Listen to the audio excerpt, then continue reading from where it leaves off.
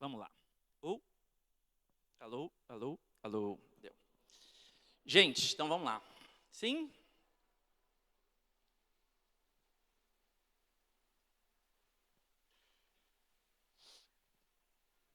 Deu. Vamos lá. Gente, boa tarde. Primeiro agradecer a Sil por esse convite.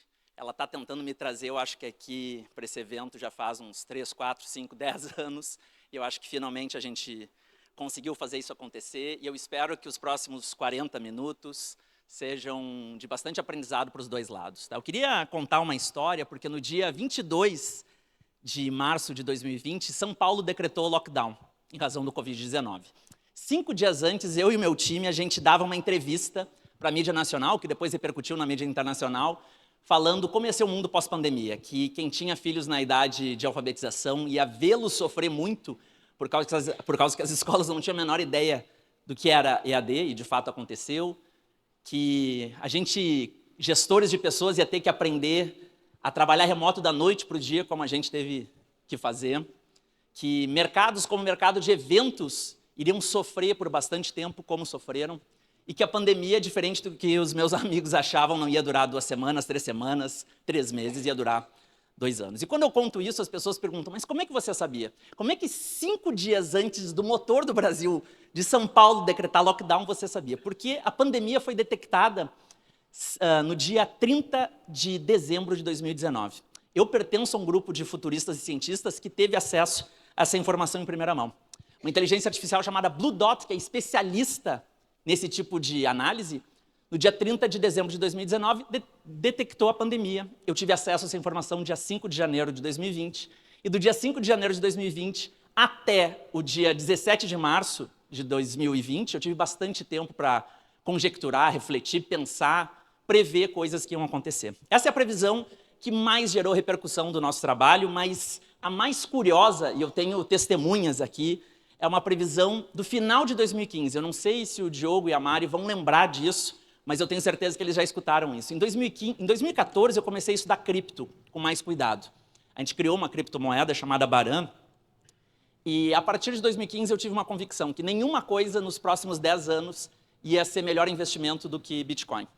E para provar isso para os meus alunos, eu vou dizer o que eu fazia, tá? Eu dava Bitcoins para os meus alunos. Eu vou dizer de novo, porque isso é chocante hoje. Eu dava Bitcoins para os meus alunos. E não precisava nem criar a carteira estava criada, a wallet estava criada, só tinha que clicar num link e ter acesso a essas frações de Bitcoins. Na época, o Bitcoin valia R$ 1.500. Hoje, ele bate aí, né, na fração aí de 580 mil, 600 mil. Há poucos dias ele estava batendo 640 mil. Então tem gente que me ama por causa desse episódio, tem gente que brinca comigo por causa desse episódio. Mas a previsão da qual eu tenho mais orgulho é uma de 2012. Em 2012, eu conheci uma inteligência artificial chamada Narrative Science, que é uma inteligência artificial que, na época, ela era capaz de escrever textos jornalísticos tão bem quanto um ser humano, em artigos de economia, de esportes e de mercado imobiliário.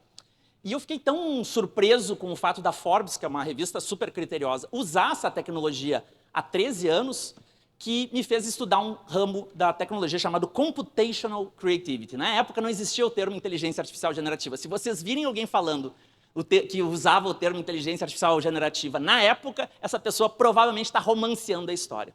E aí eu fiz uma previsão. A previsão era a seguinte: dada a evolução tecnológica, que eu não vou explicar isso aqui, isso que é outra palestra, eu fiz a seguinte previsão, de que em 10 anos a gente teria na mão, no smartphone, uma inteligência artificial dentro do que eu chamava Computational Creativity, porque a IA generativa não existia, capaz de produzir textos, imagens, vídeos, e que transformaria a nossa realidade do ponto de vista criativo.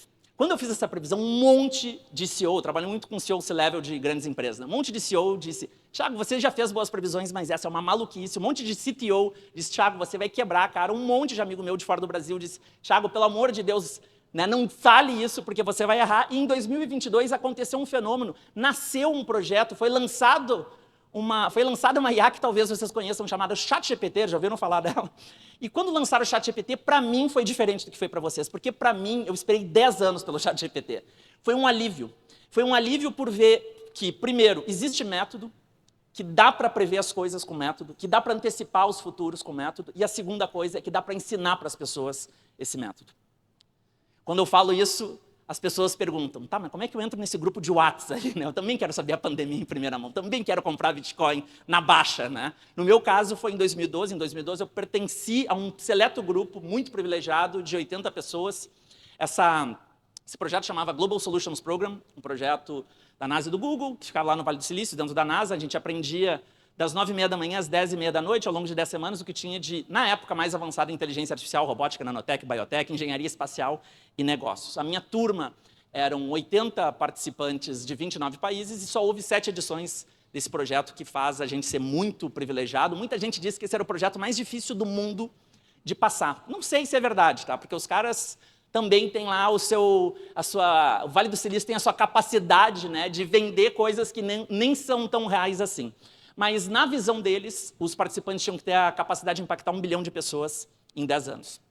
Certamente era um programa difícil de entrar, porque era muito legal. Os meus professores eram gente do calibre do Brad Templeton, um cara que inventou o carro autônomo, ou a Dr. Yvonne Kegel, astronauta considerada para a primeira missão tripulada a Marte. Eu experimentei tecnologias em primeira mão. Por exemplo, o Google Glass, que muitas pessoas aqui nunca devem ter usado, ele foi lançado em 2013. Eu experimentei o protótipo do Google Glass em 2012.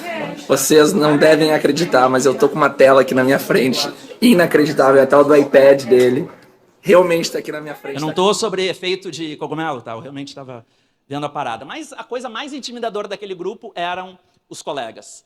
Eu vou dividir aqui quem eram os colegas para vocês verem como era um ambiente intelectualmente intimidador. Né? O cara com o melhor currículo de todos nós, David Venturelli, que hoje ele é diretor de computação quântica da NASA. O cara conseguiu juntar as duas coisas mais sexy do mundo. Porque ser estagiário da NASA é do caralho e ser diretor de computação quântica de qualquer empresa é do caralho. Imagina, o cara zerou o jogo. Mas quem zerou o jogo mesmo foi uma menina chamada Sarah Nasseri, que era a mais brilhante do nosso grupo em termos de precocidade.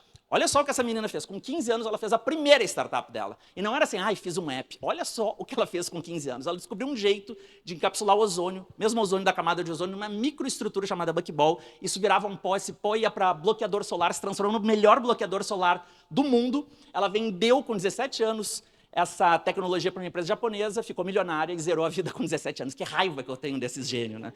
E a pessoa que eu mais admirava no grupo era um cara chamado Elishai Ezra, de Israel. A gente tem um avatar parecido, a gente tem a mesma altura, cabelo bem preto, barba bem preta. A minha barba já não está tão preta, mas na época era bem preta. E ele me perguntou, Thiago, o que você faz lá no Brasil? Né? Eu falei as coisas completamente irrelevantes que eu fazia no Brasil. Ele é um gentleman, disse, que legal, né? Super educado. E aí eu perguntei, o que você faz em Israel? Ele disse, eu tenho um projeto chamado Human on a Chip, humano no chip.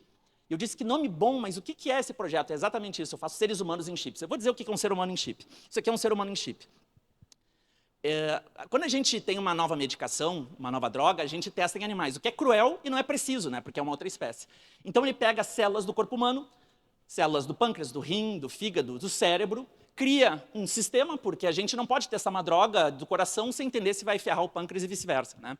Então ele cria um sistema de microfluidics, depois eu fui morar em Israel para entender como funciona, mas essa é outra palestra, e aí ele cria esse sistema, testa drogas, testa medicamentos, testa cosméticos e vê se vai ter problema ou não. Vocês estão entendendo quem era essa galera? Eu me lembro das 3 primeiras semanas, eu não falar nada porque eu pensei assim, deve ter escolhido o Thiago errado, então vou ficar bem quieto que daí eu ganho 3 semanas aqui. Quando eu descobri, eu já tenho 3 semanas. Mas a verdade é que ao longo desse período eu comecei a me soltar mais, ficar mais tranquilo, comecei a me sentir mais seguro para compartilhar as minhas ideias e divido com vocês aqui uma coisa que é muito legal, que desses 80 participantes, só um voltou como professor. E esse um fui eu. O que eu acho sensacional, assim, uma coisa muito bacana assim, de compartilhar, porque foi um desafio muito grande. Primeiro, ser chamado para o teste, né, que foi em 2016.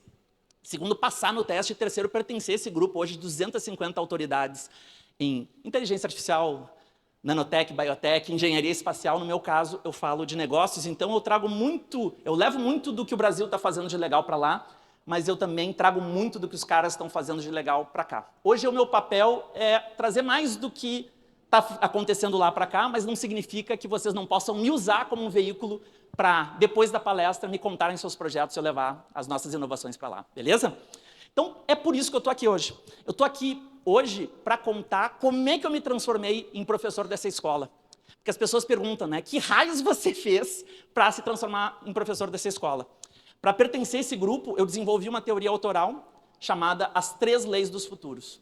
que, segundo eles, é uma teoria muito interessante, muito democrática, muito heterogênea, porque ela abraça muitas visões diferentes, ela constrói futuros no plural e não futuro no singular. Eles disseram, a gente precisa de uma pessoa como você, contribuindo com as outras visões de outros futuristas para mudar o mundo para melhor. Então, quero ensinar para vocês nos próximos... Vocês roubaram no tempo, hein? Nos próximos 27 minutos, ensinar essa teoria, que ela é fácil de aprender, difícil de dominar e muito, muito, muito difícil de executar com primazia. Por isso que a gente tem que exercitar todos os dias para a gente construir futuros mais legais. O objetivo dessa teoria nada mais é do que corrigir a sociedade no tempo, nos corrigir no tempo. Porque eu acredito que a gente pode estar em 2025, mas não está em 2025. Você pode estar com o corpo em 2025, mas não está com a mente em 2025. Né? A gente pode estar com o corpo em 2025, mas as nossas ideias de economia serem de 85, as nossas ideias de educação para os filhos serem de 55, as nossas ideias de relacionamento serem de 1755, entende? Eu posso estar em 2025, mas não está em 2025. E aí a pergunta é, quem é que tem o gabarito dessa prova? E se eu descobrir o gabarito, como é que eu me corrijo no tempo? É para isso que serve essa teoria. Primeira lei dos futuros. Um futuro imaginado não pode ser desimaginado. Um futuro imaginado não pode ser desimaginado. E não pode, né?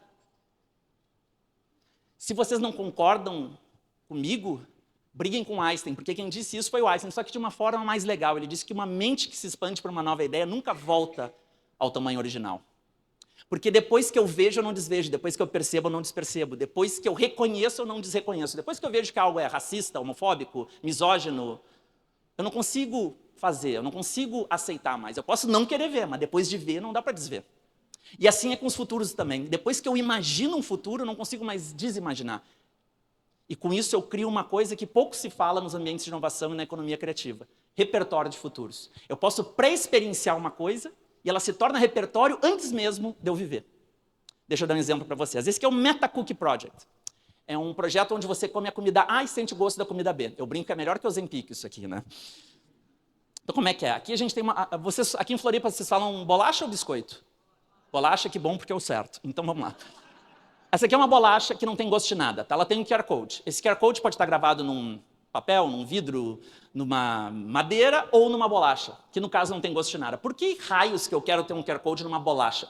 Porque se eu tenho um QR Code numa bolacha, eu consigo conectar a bolacha a um computador. Pode ser esse computador, pode ser aquele computador super discreto para ir no shopping center, né? Mas por que raios que eu quero conectar um computador a uma bolacha para fazer um processo chamado substituição sensorial? O paladar, ele acontece parcialmente na boca. Parte acontece no visual também. Se eu vejo uma comida mais bonita, eu tendo a achar mais gostosa. Se eu vejo uma comida mais feinha, eu tendo a achar mais zoada. Mas, essencialmente, ele acontece no olfato. 70% do paladar se constrói no olfato, basta estar gripado que a gente não sente o gosto de nada. Então, o que esse aparelho de substituição sensorial faz? Eu pego uma bolacha que não tem gosto de nada e digo para ela, bolacha não tem gosto de nada, eu quero ter gosto de chocolate. Ele cria uma camada digital de chocolate. Por isso que eu preciso do QR Code. Mas não basta só enxergar o chocolate, eu preciso ter odor de chocolate nas narinas, e aí eu sinto o gosto de chocolate. Mas a próxima mordida pode ser de morango, a próxima de baunilha, eu vou personalizando o sabor a cada mordida. 味を変えるクッキーのシステムです。はい。で、どういう仕組みかというと、はいクッキーを多分、コンピューターで認識してあげて、それに違う食べ物の見た目を重ねます。例えばチョコレートのクッキーとかストロベリーのクッキーとか、プレーンのクッキーなのに見た目を変えます。で、見た目を変えるだけだとその味はしないので、はい。匂いを出してあげます。例えばチョコレートのクッキーにはチョコレートの匂いを出して。じゃあそうするとうん食べた時にあり Oh. Wow. Strawberry. Yeah. あ、チョコ。でも早いですね。そうです。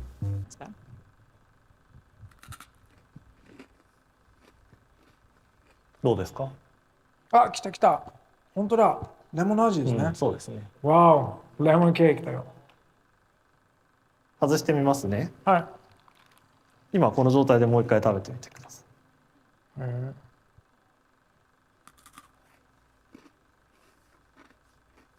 どうですか？さっきと味は。違うよな。 Então, vou descrever uma situação que todo mundo aqui vai viver e vocês vão lembrar de mim. Vocês vão comer um cubinho de alga. Na verdade, o agache, que é a coisa mais fit, mais magrinha do mundo, com gosto de bacon. Ou com gosto de Nutella, ou Nutella com bacon, cada um com seus fetiches, né? Tipo. E aí quando eu mostro isso aqui, tem um monte de gente assim mais tecnofóbica, diz, mas isso aí está muito longe de acontecer. Será que mesmo está longe? Porque no Japão isso aqui já existe. Você pode comprar a colher Kirin, que é uma colher que salga a comida sem sal. Por um processo eletromagnético, você salga a comida. Lá eles têm um grande desafio por causa de shoyu. Então, será que a gente não está enfrentando desafios de saúde através de pílulas do emagrecimento que são tecnológicas? Pergunta, vocês conseguem imaginar um futuro onde parte ou toda a alimentação vem por substituição sensorial, porque a gente vai ter o melhor da saudabilidade, o melhor da indulgência? Vocês conseguem? Se vocês conseguem, vocês não conseguem mais desimaginar. E muitos de vocês vão estar mais preparados para discutir o futuro da alimentação que CEOs, C-level de empresas de alimentação. Deixa eu dar um outro exemplo, porque quando eu mostro alimentação, o pessoal diz, mas alimentação é fácil, eu queria ver indústria pesada, então deixa eu falar da Cover. Cover, na minha modesta opinião, é a empresa mais revolucionária de construção civil no mundo. Eles fazem as casas mais bonitas, em obras mais precisas e sustentáveis do planeta.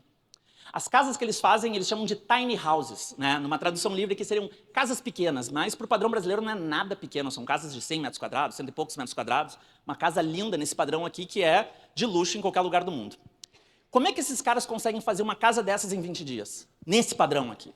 Eles conseguem fazer porque eles reinventaram a construção civil. A construção civil é medieval, e quando eu digo isso não é um adjetivo, uma constatação. Empilhar pedra, cola, pedra e cola é medieval. Então, para reinventar a construção civil, eu preciso reinventar os building blocks, os legos da indústria da construção civil. O que eles fizeram? Eles reinventaram esses legos. Então, tudo na casa é plug and play. É tipo um kit de robótica, mas é uma casa. Então, qualquer pessoa que monta um kit de robótica sem ser engenheiro, pode montar uma casa sem ser engenheiro, sem ser arquiteto, sem ser construtor civil. O vidro pluga no piso, que pluga na torneira, que pluga no encanamento, e essa casa se monta tipo um kit de robótica. Essa é a primeira revolução. A segunda revolução é que, quando você põe a planta baixa no sistema, ele automaticamente transforma num projeto de engenharia. Não tem engenheiros nessa empresa, depois a gente vai falar um pouco mais disso, tá? Não se assustem. Então, o que isso acontece? Quando eles têm a planta baixa no sistema, o cliente final pode manipular essa planta baixa e lá em cima vocês veem um preço final. Porque essa casa é entregue com torneira, com armário, com cama, com tudo. Então você vai manipulando e dizendo, quero uma suíte maior, quero uma cozinha maior, quero uma cozinha menor, quero mais um banheiro, e aquele preço final lá é o preço final. Para quem já fez obra ou construção, sabe que isso é uma ficção científica no Brasil, né? Que é sempre A, né? Custo A, e é preço B, é sempre prazo C e é custo Z, né? Essa é a segunda revolução. Mas a terceira revolução é a mais emocionante para mim. Esse projeto aqui não é casa para rico. Esse projeto aqui é um projeto de habitação popular. Esse aqui é o Minha Casa Minha Vida. Quem disse isso não fui eu, quem disse isso foi o CEO da Cover. Right? How do we take the kinds of homes that today are, $10 million and make that the new norm for everyone? Então esse cara tem o mesmo modelo que várias startups, que começa vendendo para muito rico, aí se capitaliza, vende para menos rico, se capitaliza, vende para menos rico, e o objetivo dele é, em muito breve, ser o programa de habitação popular do planeta. Eu sou convidado por vários políticos, por várias políticas, para ajudar a pensar futuros. Na última eleição para São Paulo, uma candidata me chamou para pensar junto ao programa de governo. Talvez eu tenha, inclusive, entregue quem é a pessoa, mas eu não vou dizer. Não vou dizer nominalmente. E eu tenho o maior respeito por quem trabalha com programas de habitação popular, porque dedicar a vida a quem não tem casa, não é que o cara não tem um iPhone, o cara não tem casa, é um trabalho irado. Só que, ao mesmo tempo, me dá uma angústia saber que as pessoas que estão contribuindo para os programas de habitação popular não fazem a menor ideia de tecnologias que podem permitir que as pessoas tenham casas mais bonitas, mais baratas e mais sustentáveis. Porque é essa galera que tem que ter essa tecnologia nas mãos. Vocês conseguem imaginar o Minha Casa Minha Vida assim? Se vocês conseguem, vocês não conseguem mais desimaginar. E, de fato, a gente vai ver programas de habitação popular assim no futuro próximo. Não sei se em 1, 5, 10, 20 anos, mas esse futuro é um futuro que parece muito inevitável. Tudo que eu falei aqui talvez se resuma numa frase que é da Dr. Mae Jemison, que certa vez disse, nunca se deixe limitar pela imaginação limitada das outras pessoas. Eu adoro essa frase porque ela mostra como a concretude do mundo corporativo é cruel, né? Se você é uma pessoa imaginativa, você é dragado à concretude do presente. As pessoas confundem muito dois conceitos, tá? Imaginação e memória. A gente está cheio de pessoa com memória e pouca gente com imaginação. Memória é quando eu trago à mente o que os sentidos já captaram. Imaginação é quando eu trago à mente o que os sentidos nunca captaram. A gente tem muita gente com memória e pouca gente com imaginação. Só que tem um fator chamado inteligência artificial que faz a gente repensar tudo isso, porque a inteligência artificial é muito melhor na memória que a gente. A gente não tem que competir com a memória.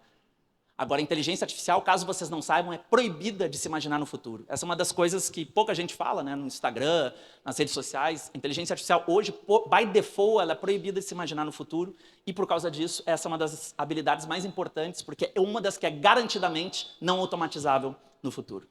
Então, um futuro imaginado não pode ser desimaginado. Isso cria repertório de futuros, que é algo raríssimo no mundo de hoje. O Fórum Econômico Mundial, no dia 5 de agosto de 2020, disse que a habilidade mais importante para o mundo pós-pandemia é Futures Literacy, que é letramento para o futuro. A gente está falando de vários letramentos no mundo. Letramento para a diversidade, importantíssimo. Letramento de dados, importantíssimo. Letramento SG, importantíssimo. Mas quem está falando de letramento de futuros?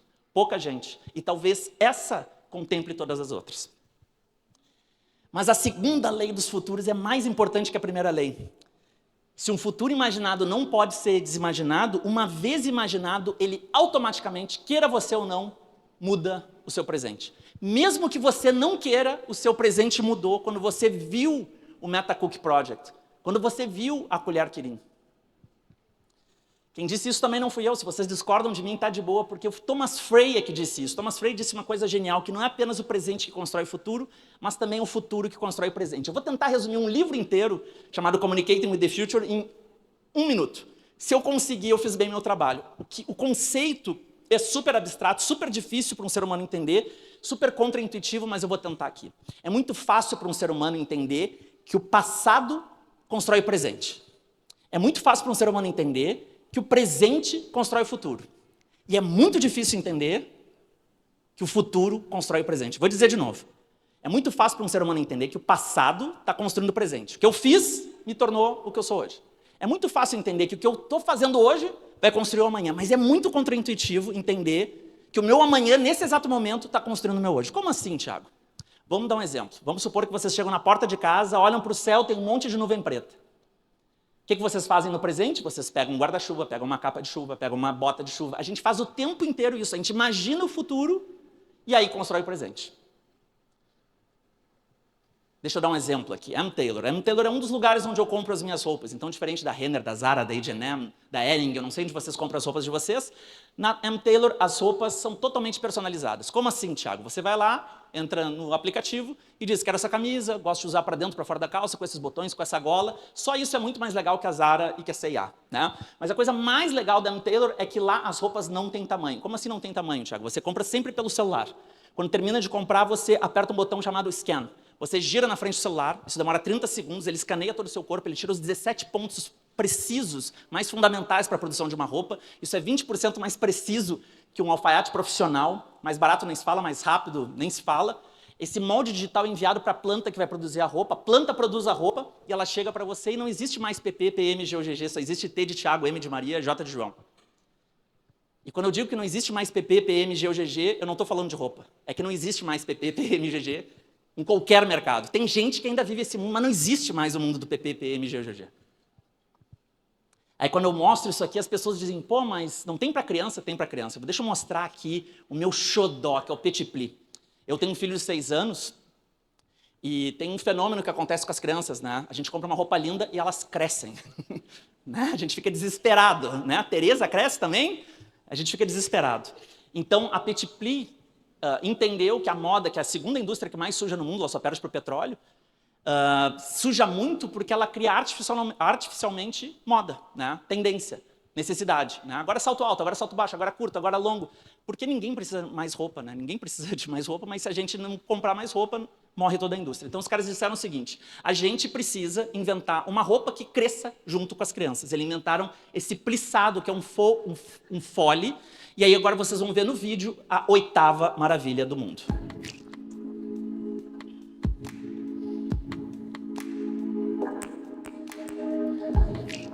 Quando eu mostro isso aqui, tem muita gente que diz, já valeu a palestra, posso ir para casa tranquilo, só que quando você cria uma inovação que é brutalmente disruptiva, você consegue ampliar isso para outros lugares, certo? Porque tem outros públicos que também precisam usar essa tecnologia, porque o corpo vai se transformando, vocês concordam? E a tecnologia, ela é... Sabe essa marca Insider que anuncia com todos os influencers? Essa aqui é Insider de verdade, porque eles conseguem ser uma roupa que se adapta a qualquer corpo, dada a tecnologia deles. Então aqui, vocês conseguem entender um pouco melhor como é que ela funciona, ela fit no corpo, independente de como você está. Mostrei a Petit Pli, mostrei M. Taylor. Aí, qualquer ser humano com 2 neurônios e 3 ATP se faz perguntas, né? Eu devo continuar comprando roupas não personalizadas? Faz sentido em 2025 eu comprar roupa que a Zara decide o tamanho e não eu decido o tamanho?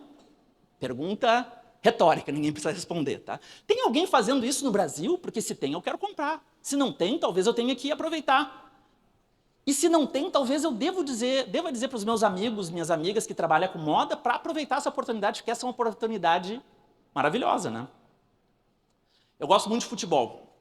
Eu torço para que um dia meu filho também goste, jogue tão bem que seja vendido para a Europa e ele resolva a minha vida. E se ele decidir gostar de futebol, e se ele por acaso se empenhar e jogar bem, eu provavelmente não vou usar os sistemas de peneira, que aqui em Santa vocês usam peneira também, né? Olheiro, né? Peneira. De peneira que existem hoje. Eu provavelmente vou usar o AI Scout. AI Scout é a peneira do século 21. Como é que é? O moleque ou a menina que joga futebol e que quer jogar num grande clube, ele pega, entra no site, entra no aplicativo e lá tem testes, como o do Burnley. O Burnley, que é um clube da Inglaterra, diz, ó, menino ou menina, faça aqui o teste, chute, cabeceie, corra, e aí você grava o seu teste no celular, no smartphone, manda para a plataforma analisa o seu centro de massa, o peso que você coloca no joelho, no tornozelo, no ombro, na cabeça, a velocidade que vocês fazem esses movimentos, e aí a peneira é feita por uma IA. Se você passa na peneira, que pode ser para um menino na neve ou para um menino assim, se você passa na peneira, você aí recebe uma passagem e vai fazer o teste lá na frente. Então isso aqui pode ser, para todo mundo que tem um smartphone, muito mais democrático do que ter que viajar para uma peneira em São Paulo, uma peneira fora do Brasil. Todos os clubes da MLS estão usando. Chelsea, campeão do mundo, atual campeão do mundo, está usando, e no Brasil, o país do futebol, chutem quantos times estão usando? Nenhum. Porque o Brasil não entende que o futebol, o mercado de trilhões, nem bilhões, trilhões de reais, tem que mudar. A gente ainda lida no futebol de uma maneira completamente amadora, de uma maneira completamente desconectada da realidade. Aí eu olho isso aqui, eu gosto de futebol, olho isso aqui e digo, eu não devo mostrar isso aqui para a diretoria do meu time, se o seu clube é SAF ou tem dono, eu já mostrei, tá? Mas se não tem, vocês podem mostrar. Tem alguém, né, fazendo isso no Brasil? Como eu disse, alguns clubes já estão atentos a isso, outros eu imagino que não. E uma pergunta que eu acho muito válida, né? E se eu fosse o representante da AI Scout? Porque às vezes a gente quer ser o empreendedor, a empreendedora que tem a ideia de $1 trilhão e está cheio de ideia de $1 trilhão, que é só trazer para o Brasil, você trabalha com uma coisa que você gosta, você trabalha com algo que recompensa, você está aumentando e ampliando a sua missão, e isso é muito mais fácil do que começar do zero. Eu sou filho de professora, neto de professora, meu pai foi professor, meu primeiro negócio foi a Perestroika, que foi uma escola, eu dou aula em várias pós-graduações, eu tenho uma ligação com a aprendizagem muito forte e quero dividir com vocês aí uma escola que eu não sei se vocês conhecem, mas que ela é muito diferente das escolas que os nossos filhos estudam, pelo menos muito diferente da que o meu filho estuda, chamada School of One.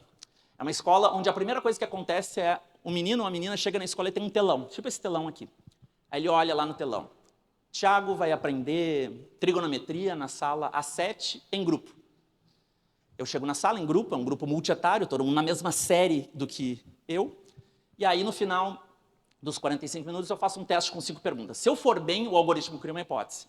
Já sei. No dia seguinte eu chego, olho no telão e diz, Tiago vai aprender química orgânica em grupo, na sala B14. E aí eu estou lá com outro grupo, e eu vou aprender em grupo de novo, porque o algoritmo cria a hipótese de que eu aprendo bem em grupo. Aí eu vou mal, aí o algoritmo diz, enganei. No terceiro dia, o que vai acontecer? Tiago vai aprender de novo química orgânica, porque eu não aprendi química orgânica, agora gamificado, na sala C7. Então, o que esse algoritmo faz é entender cada microaprendizagem, porque existe um monte de falácia sobre a aprendizagem, tipo, eu sou mais visual, eu sou mais auditivo, pelo amor de Deus, não caiam nessas bullshitagens, assim, isso não é verdade. Tem um monte de ciência da aprendizagem que a gente não está levando para os ambientes educacionais, e esses caras aqui entenderam, eles concordam que existem pelo menos 8 métodos educacionais, 3 com computador, 8 sem computador, e aqui a gente vai ver um pouquinho de como funciona essa escola. How do you actually teach to this diverse group of students? School of One is based on one simple idea, that we are organizing an entire school around the needs of every one student. There are 8 different ways that students can learn, and 5 of them are live, and 3 of them are on computers. At the end of the day, what happens is the students take a 5-question assessment. If they pass their test, they move on to another skill. If they have not passed the test, then the algorithm figures out a new way to teach the student that specific skill. Eu vou dizer a coisa mais chocante da School of One agora. Essa é uma escola pública. Eu conheço um monte de gente que fica falando, a gente tem que transformar a educação, a gente tem que transformar a aprendizagem de novo, né? Eu trabalho com um monte de fórum de pessoas pró-transformação da educação e o pessoal fica repetindo, né? A educação está industrial, a gente tem que ser mais digital. Eu digo, como? Não, mas tem que ser mais digital, né? Mais horizontalizado. Eu digo, como? Não, tem que ser mais ágil, né, para o mundo, as competências do século XXI, eu digo como. A verdade é que quando você não tem repertório de futuros, você fica problematizando sem solucionar. Você fica criticando sem sugerir. E a gente não precisa de mais problematização com relação à educação, está todo mundo concordando que ela está problematizada. O que a gente precisa é de solução. Óbvio que esses caras se transformaram, né, com o passar do tempo, eles agora estão mais focados em STEM, mas deixa eu perguntar para vocês uma coisa. Quem olha isso aqui, tem um filho, uma filha, um sobrinho, uma sobrinha, um neto, uma neta, não se pergunta, peraí, tem alguém que faça isso no Brasil? Né? A gente começa a se perguntar, comparar com a escola dos nossos filhos. Eu devo mostrar isso aqui para a diretoria pedagógica da escola dos meus filhos, porque eu fiz, tá? Hoje os caras me odeiam, né? Eu sou um chato, né? Os caras me... Fico perturbando os caras, mas não tem como não trazer esse tipo de provocação para os caras. E se eu fundasse a School of One no Brasil? Eu vou dizer para vocês, eu vou fundar, tá? Porque assim, eu já estou cansado de gente dizendo, vou fazer a escola, vou fazer a escola, vou fazer a escola. E eu disse, então tá, já que não vão fazer, eu vou fazer. Aguardem 2 anos e podem me cobrar. O Toffler disse uma frase que eu adoro, né? Que os analfabetos do século XXI não é quem não souber ler e escrever, mas quem não souber aprender, desaprender e reaprender. E toda vez que eu falo essa frase, eu aprendo um pouquinho mais sobre ela, né? O Epíteto tinha uma frase que eu gosto muito também, que ele diz, é impossível para um ser humano aprender aquilo que ele tem certeza que já sabe. E todo mundo, na era das redes sociais, acha que já sabe tudo. Acha que já sabe como educar os filhos. Acha que já sabe sobre inovação. Acha que já sabe sobre sustentabilidade. Então está todo mundo querendo falar e pouca gente querendo ouvir.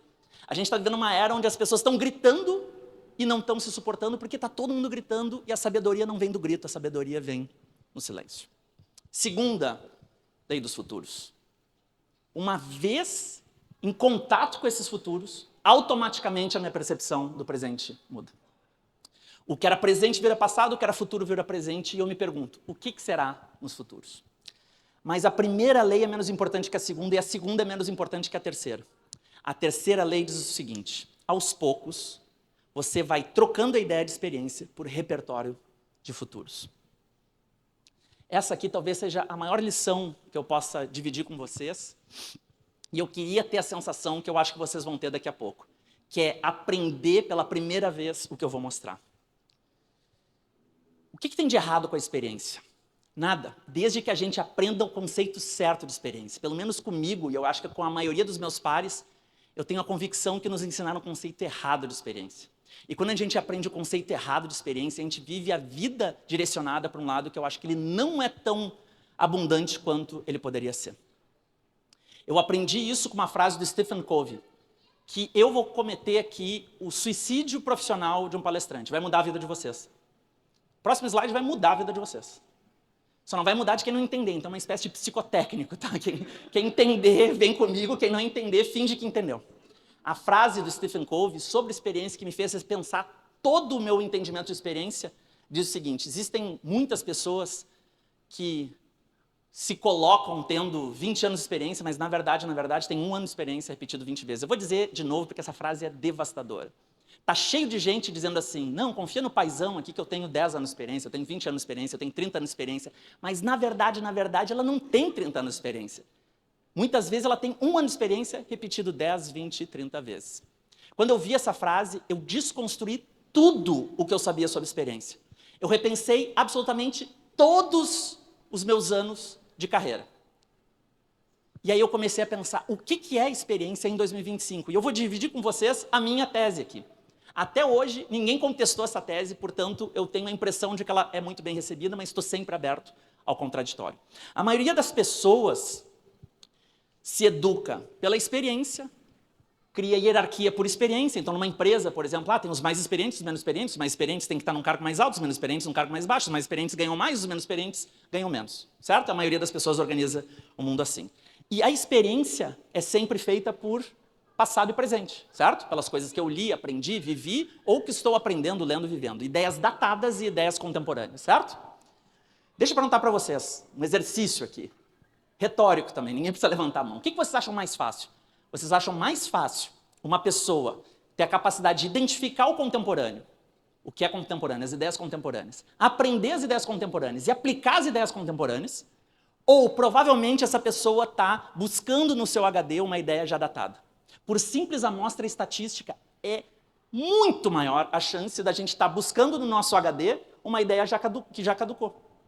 Então, as nossas ideias sobre gestão de pessoas talvez não sejam de 2025. As ideias de economia criativa não sejam mais de 2025. As ideias de tecnologia não sejam mais de 2025. Provavelmente, a gente é uma liderança que não está corrigida no tempo. Aí, quando eu mostro isso aqui, as pessoas perguntam, tá, mas quem define o que é passado, presente e futuro? Quem tem o gabarito dessa prova? E eu vou dizer aqui com uma mínima pretensão que eu passei 13 anos tentando ter essa resposta e eu acho que eu cheguei nela. A maneira de ter o gabarito dessa prova, a maneira de descobrir o que é presente é por contraste. Se eu quero ver uma letra branca, eu preciso de um fundo escuro. Se eu quero ver uma letra escura, eu preciso de um fundo claro. A única maneira de saber o que é passado é tendo, quiçá, do mesmo tamanho, um repertório de futuros. Porque se eu não tiver um repertório de futuros, acontece o seguinte: o presente se camufla de futuro, o passado se camufla de presente, e tudo é passado, tudo já passou, né? Nunca o que eu penso é passado, sempre os outros são passado, mas eu estou sempre corrigido no tempo, certo? Esse é o erro.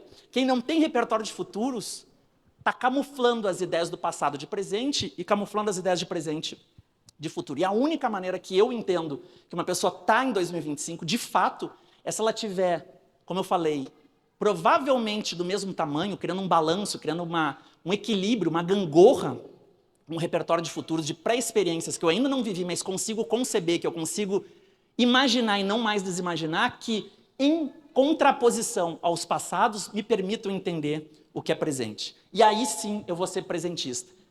Quando eu vou em eventos assim e o pessoal descobre, o Thiago futurista vai estar lá falando, sempre tem alguém para dizer assim, o Thiago futurista, eu sou presentista. Eu digo, não, brother, eu sou presentista. Eu sou presentista. Porque, paradoxalmente, a única forma de ser presentista é ser um pouco futurista. Deixa eu dar um exemplo aqui. Esse aqui é o Purcell. Para quem gosta de maquiagem, isso aqui é alienígena. Esse aqui é um projeto que, em vez de você comprar a maquiagem pronta, você compra a mini fábrica de maquiagem. Então, você produz a maquiagem só quando você precisa da maquiagem, que é muito mais sustentável, né? E essa maquiagem é totalmente personalizada, levando em conta o seu formato de rosto, tom de pele, penteado, a temperatura do ambiente, a grau de iluminação, a poluição do ambiente e outras cositas más. A 3-in-1 device for personalized beauty. Powered by artificial intelligence, Perso creates skincare, liquid lipstick, and foundation just for you, on demand. Plus, it gets smarter over time. How does it work? In the app, Perso leverages L'Oreal's Modiface technology to evaluate your skin. Then it assesses important environmental factors like pollution, air quality, and humidity. Perso even considers your top skincare concerns and priorities. Next, it engages its patented 3-cartridge system, using advanced robotics to dispense the perfect formula for you. Perso can even create personalized foundation using its precise shade finder tool. Want to create a signature lip? Perso can do that too. Or try color matching. Coordinate your lip with your dress, shoes, or the latest trends. Uma pergunta retórica, e óbvio que ela é retórica, eu anuncio, eu produzo, eu vendo, eu uso maquiagem de 2025, porque essa aqui é a maquiagem de 2025, né? E óbvio que aqui eu tenho que tomar 2 cuidados. Primeiro, um grande asterisco, que é a adequação. Eu não posso fazer essa pergunta, fazer essa provocação para uma pessoa que não tem saneamento básico, né? Imagina a falta de noção de, você não usa maquiagem de 2020, né? É uma desumanização completa. E muita gente, muito tecnocrata, faz isso, né? Ele se descola da realidade e não entende que a tecnologia tem que ser feita para o bem. Esse é o primeiro cuidado, mas eu sei onde é que eu estou, eu sei com quem eu estou falando e por isso eu posso fazer essa provocação. E a segunda coisa que eu quero dizer para vocês é que é óbvio que não é sobre maquiagem. Isso aqui é só uma grande metáfora, isso aqui é só uma grande analogia a qualquer coisa. A gente está no nosso tempo ou a gente não está no nosso tempo. Então, as 3 leis dos nossos futuros são leis que ajudam qualquer pessoa a se corrigir no tempo e ser uma melhor liderança, mas ser também um melhor parceiro, uma parceira, ser um melhor pai, uma mãe, ser um melhor amigo, ser um melhor ser humano.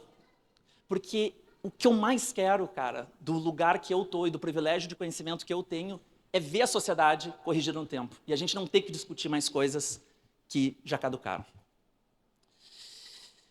Nos meus últimos minutos aqui eu dou dicas para lideranças que já entenderam essas 3 leis. E a primeira delas é que uma liderança que já se corrigiu no tempo, ela corrige a agenda dela. O Silvio Meira, que é um gênio, falou que uma liderança organiza a sua agenda para ter 70% do tempo pensando futuros, né? Se você é operacional, sua agenda provavelmente é assim, mas se você é liderança, sua agenda tem que ser assim. E se você olha para esse slide aqui, você é uma liderança e você percebeu que a sua agenda é a parte de cima, deixa eu comentar uma coisa aqui com todo o amor do mundo, com toda a humildade do mundo. Das duas, uma. Ou você tem cargo de liderança, mas na verdade você é operacional, ou talvez você não seja uma liderança tão boa assim. Porque uma liderança só tem 2 papéis, e um deles é pensar futuros. Então a primeira coisa que eu sugiro aqui, se você quer ser uma liderança que já entendeu isso, é se corrigir na agenda com relação aos futuros. A segunda coisa é convocar as pessoas certas para os projetos de inovação. Num ambiente como esse, onde todo mundo se acha inovador, a pergunta delicada é: como é que eu sei se eu sou de fato inovador? Porque basta dizer que eu sou inovador para ser inovador. Está cheio de inovador que diz que é inovador e não é inovador. Eu trabalho com um monte de empresa, tá? Eu dou mais ou menos 100 a 110 palestras por ano. Então, às vezes, eu dou 3 palestras no mesmo dia e estou com um monte de grupo de inovação. E a verdade é que quando a gente mede, a gente vê que vários inovadores não são tão inovadores assim. Eu descobri um dos jeitos para inovar, que é esse arquétipo aqui, que é a teoria de Harvard, eu não sei se vocês conhecem, uma teoria super contemporânea, que tem todos esses arquétipos aqui culturais, e existe uma ferramenta de data-driven que analisa a cultura da empresa. Então, em vez de ter alguém dizendo assim, eu sou super sensível, eu saco a pessoa na sutileza das entrelinhas, eu sou muito bom de ler pessoas, o que dá uma vergonha em 2025 uma pessoa dizer isso, né? Porque é óbvio que com dados, qualquer pessoa que diz isso assim pode ser desconstruída em 1 minuto, né? Essa teoria aqui, essa plataforma, melhor dizendo, mostra a cultura da empresa aspiracional, a cultura real, mostra, por exemplo, a cultura que tem na liderança, a cultura do time. Eu consigo comparar, por exemplo, coisas como as diferentes lojas. Imagina uma grande rede como Magazine Luiza. Aí eu comparo as lojas, né? Uma tem mais faturamento, uma tem menos faturamento. Eu quebro a cultura e replico essa cultura nas lojas com menor faturamento, eu aumento o faturamento imediatamente. Mas a coisa que eu acho mais legal dessa plataforma aqui é que ela consegue identificar quem são as pessoas mais abertas à inovação. E aí, de novo, vem a pergunta. Se você cuida de inovação na sua empresa, como é que você sabe que você é a pessoa para inovar? Como é que você sabe que os seus pares de inovação são as pessoas de inovação? Sem dados e fatos, sem medição, ninguém me convence. Então, uma pessoa que já entendeu as leis dos futuros não cai mais nessa armadilha. E a terceira coisa, agora sim para terminar, tá, gente? Prometo que eu estou terminando, é que a gente tem que escutar o consumidor, a consumidora certa. Toda empresa diz que está escutando o consumidor, toda, sem exceção. Eu estou com o dedo no pulso do consumidor, eu escuto os meus clientes, blá, blá, blá, blá, blá. Mas a pergunta não é essa, a pergunta é: você está escutando o consumidor certo ou o consumidor errado? Porque tem consumidor que pavimenta a nossa derrocada, que ele valida o nosso passado. E tem consumidor que abre espaço para os nossos futuros. Eu vou botar um vídeo agora, que é um PhD, é uma pós-graduação, é um MBA de antropologia do consumo.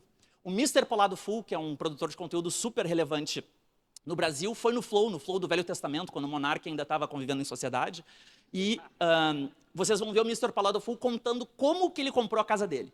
O Mr. Polado Full mora em Taubaté, tá? Ele não mora em Paris ou Nova York. Vocês vão ver como é que ele comprou a casa dele, e daí a gente compara do jeito que a gente compraria a nossa casa. Deixa eu ver aqui. Aí fui atrás de um arquiteto. Aí eu achei, eu botei assim, no Google, igual eu achei o meu terreno.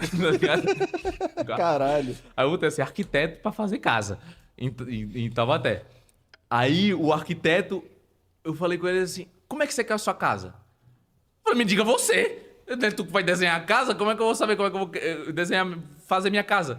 Por mim, faz um quadrado, é o quarto, boto meu computador, faz o banheiro e a cozinha. É isso. Simples, minimalista. Ele, não, mas você tem que dar uma base, como é que você quer, não sei o que. Demorou. Aí fui no Minecraft, peguei, desenhei. Mentira. Assim, foi sério. Sério que você sem zoeira. Porque é muito merda fazer isso? Não, Caralho, eu achei que era muito, tipo... Pelo contrário, é muito avançado. Da hora você foi no Minecraft. Não, e eu mandei assim, eu fui eu peguei no modo criativo lá, eu fiz a casa inteira de forno, mano. O cara não entendeu porra nenhuma. Que era um negócio assim. Tá, eu vou explicar o que aconteceu aqui. Tem mais 2 minutos, tá, gente? Tô acabando. O que aconteceu aqui? A gente tinha um cliente, Mr. Paula do Full, na Terra e um arquiteto em Marte. É isso que aconteceu. Então, vou dizer qual foi esse diálogo desses 2 seres humanos, tá? Ele disse, Mr. Paula do Full, quero comprar um terreno. O que ele fez? O óbvio. Entrou no Google e disse, terreno para comprar casa em Taubaté. Olhou o terreno, não foi visitar e comprou, né? Que nem qualquer um de nós faria, certo? Obviamente. Aí ele precisava de um arquiteto. O que ele fez? Botou no Google arquiteto para fazer casa em Taubaté. O que ele pegou? Primeiro no SEO, clicou, exatamente o que a gente faria, certo? Aí o arquiteto disse, como é que você quer a sua casa? Olha o que ele diz, a parte mais importante do vídeo. Sei lá, por mim eu fazia um quadrado, botava meu computador no meio, um banheiro, a cozinha e o quarto, né? Isso que é outra palestra, mas é a parte mais importante do vídeo. Aí o arquiteto não entendeu, preciso das refs, mande seu Pinterest. Daí ele pegou e entrou no Minecraft. Deixa eu ver aqui. Não sei se todo mundo sabe, mas o Minecraft tem 2 modos. Tem o modo survival, onde você sobrevive, o modo criativo, onde você cria. E aí ele pegou lá um dos bloquinhos, que por acaso era um forno, e aí criou a casa e foi fazendo assim, o forno, assim, a casa é assim, ó. E aí ele mandou para o arquiteto e o arquiteto disse, você quer uma casa marrom? Vocês estão entendendo o grau de desconexão entre esses 2? E aí a gente ri e o que eu vou dizer para vocês é o seguinte, todo dia tem Mr. Paula do Full dizendo a mesma coisa para a gente. Exatamente a mesma coisa. E sabe o que a gente diz? Esse cliente é completamente maluco. Esse cliente não entende o que eu faço. Não fiz bem o meu pitch. Será que é isso mesmo ou será que tem clientes e clientes? Clientes que validam a nossa derrocada e clientes que abrem espaços para novos futuros. Alguém que escutou o Paula do Full construiu isso aqui. Alguém que não escutou o Paula do Full provavelmente fez uma empresa como todas as outras.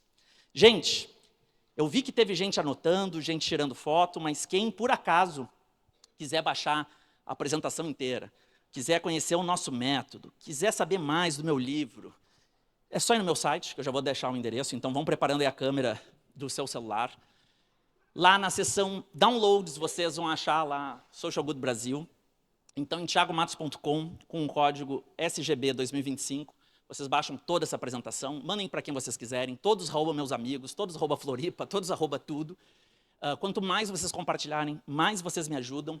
Se vocês tiverem dúvidas, vocês podem me acionar nas redes sociais, vai ser um privilégio compartilhar com vocês mais ideias. E eu encerro a minha apresentação aqui com uma frase, né? Qual é o legado que vocês querem deixar? Porque a segunda missão de uma liderança, a primeira é pensar futuros, a segunda é deixar legado. A gente fala muito de propósito e pouco de legado. Mas propósito sem legado é só egotrip. O que muda o mundo não é propósito. O que muda o mundo é o legado. E eu convido vocês a deixar um legado de impacto positivo, um legado de disrupção, um legado de inovação para a gente fazer um mundo melhor. Quem não pensa sobre os futuros, cria o presente com as ferramentas do passado. Muito obrigado pelo tempo de vocês e até a próxima. Valeu.